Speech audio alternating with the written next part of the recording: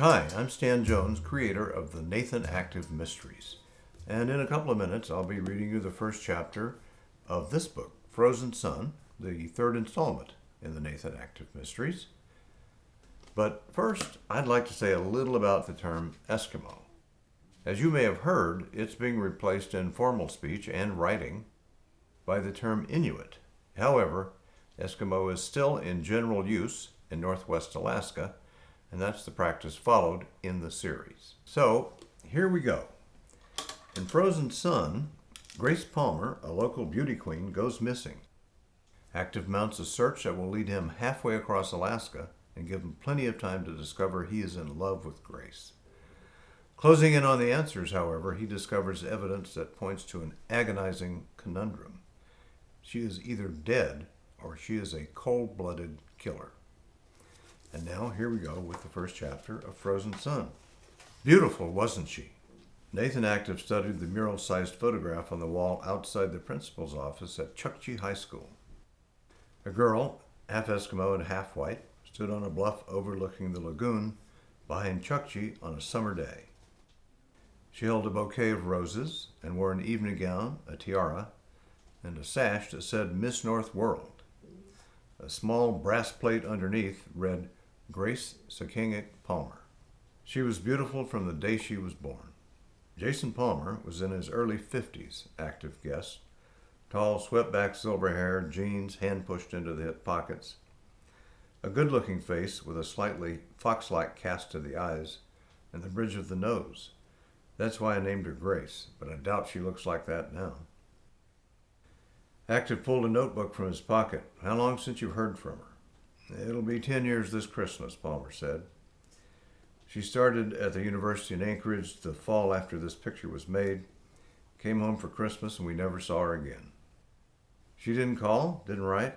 How about her mother? Did anybody else in the family hear from her? No, but my son Roy crossed her trail when he was in Anchorage for a basketball tournament 3 years ago. She was hanging around that bar down there, the Junction. Active grimaced. Whew! You know the Junction? Everybody in Anchorage knows the Junction, sir. It's a behavior sink. A what?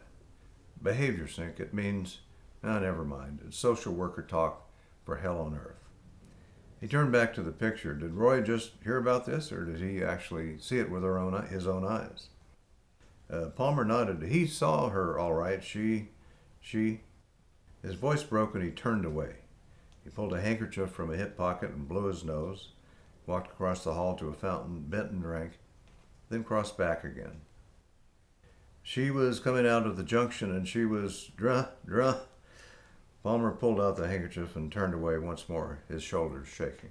The misery here was too deep to touch with words. Active waited silently, studying the girl in the black and white mural. The principal of Chukchi High School was right. His daughter was or had been a looker. A fine straight nose, high cheekbones, dark almond eyes with a slight tilt and an odd silver gleam at the corners. Full lips, long dark hair and clear skin aglow in the summer sun of the photograph. She had inherited some of her father's looks, especially around the eyes. Finally the sobs stopped and Palmer blew his nose again. His face took on an expression of stony resolve, and he spoke in a monotone, like the robot voice on an answering machine. Roy saw her coming out of the Junction drunk. She was with two men. Roy thought they were soldiers from their haircuts. They were holding her up between them, a black one and a white one. Palmer paused, pressed his lips together, and swallowed twice, blinking rapidly. Active wanted to say something, but sensed that a word would bring on another collapse. He nodded encouragingly. Roy, did I tell you Roy is my son? Active nodded again. Roy tried to get her to come with him. He said, come home, Sakingik. You know what that means, Nathan? Son, I think. That's right, son. She was Grace and son-like, like a gift from God. Palmer paused and pressed his lips together again for a moment. Anyway, Roy says, come home, Sakingik. And Grace just says, it's hard for me to use words like this. I'm an educator. She's my daughter, you understand? Active nodded. She says, fuck you, Roy. And the white soldier says, what did you call her there, Nanook? Sakingik, Roy says. That's her Eskimo name. She told us her name was Amazing Grace, the black one says. Now she's going to amaze us. After that, they put her in her cab and drove off. Roy saw some Eskimos hanging around the bar, so he talked to them a little. They said she was just living on, what do they call it down there in Anchorage? 4th Street? Active nodded. Technically, it's just the bars along 4th Avenue, but really it just means you're homeless in Anchorage. Now Palmer nodded. Well, they said she was living on 4th Street and doing whatever she had to for drinks. Just then a buzzer sounded in the quiet, empty hall. Classroom doors banged open and a flood of students surged out, mostly Inupiat, but with an occasional white or Korean face mixed in. They stared curiously at their principal, standing in the hallway with a trooper. Palmer took the opportunity to use his handkerchief again, and Active resumed his study of the picture of Grace Palmer. There was a kind of angry remoteness about the eyes and the lips. Enough steel there, he would have thought, to save her from whatever it was about 4th Street that sucked down so many village girls.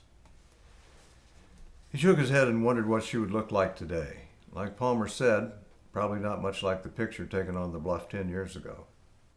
He imagined the flawless skin coarsened by drink and weather, perhaps pebbled with the acne that seemed to come with life in the bars and shelters, and Visqueen camps where the street people of Anchorage made their homes. He pictured a couple of teeth missing and a brushstroke of dried blood below one nostril. As suddenly as it had come, the tide of students ebbed and the hallway was quiet again. Active turned back to the principal. Why did you wait so long? It's hard to admit your child has rejected you. Palmer looked at the mural. You keep hoping she'll turn up, call, something. If you talk to the authorities, it seems like you're giving up, making it official that she's gone. Palmer cleared his throat and put the handkerchief back in his pocket. I did try once before, though. My wife asked me to go look after Roy saw her at the junction. You know the Bible, Nathan? Active shook his head. Not much. Me either, but my wife does. My daughter, shall I not seek rest for thee, that it may be well with thee? That's what Ida said. She told me it came from the book of Ruth. He paused, a distant look in his eyes, but in the end I couldn't just couldn't face it. And now, have you heard something? No, it's my wife again. She's got liver cancer from what they call silent hepatitis. She had to have a lot of blood when Roy was born, and I guess she got it from the transfusion. He turned from the mural and faced Active. Anyway, she wants to say goodbye to her daughter. I don't see much hope of finding Grace after all this time, but you know how a woman is, a mother. She wanted me to ask you to go look. Active frowned. Your wife knows me? I don't think we've ever met. All the Eskimos know you, Nathan. The Chukchi boy that got adopted out as a baby and came back as a trooper? You bet. Ida said you ask that Eskimo trooper, he'll do it. Active spoke as gently as he knew how. I'm sorry to have to ask this in your time of trouble, but are you sure she's still alive? 10 years is a long time, especially on 4th Street, and nobody's even seen her in 3 years. Palmer flinched and gazed at the mural. I tried to talk to Ida about that, but well, she's a mother. I can file a missing person report with the city police in Anchorage. Active wondered if Palmer knew how little effort the report would generate.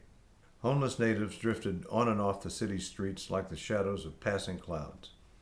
They went back to their villages for a while. They got temporary jobs out of town.